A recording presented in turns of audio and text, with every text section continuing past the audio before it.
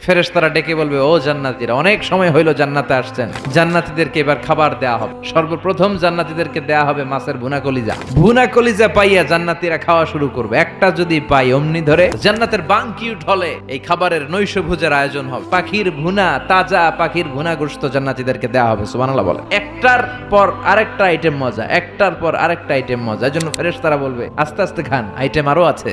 আবার রব্বুল আলামিন বলেন, ওয়া ফাকিহাতিন কাসীরাতিন লা মাকতুআতিন ওয়া লা মামনুআ।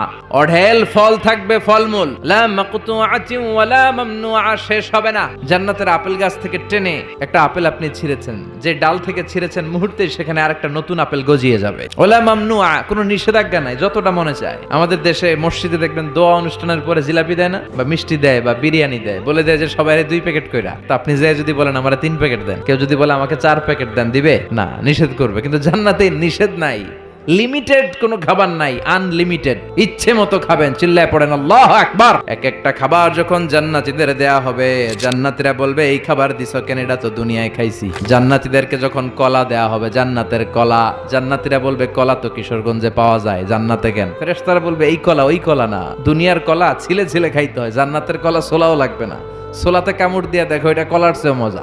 ইচ্ছে মতো খাবার দাবারের ব্যবস্থা।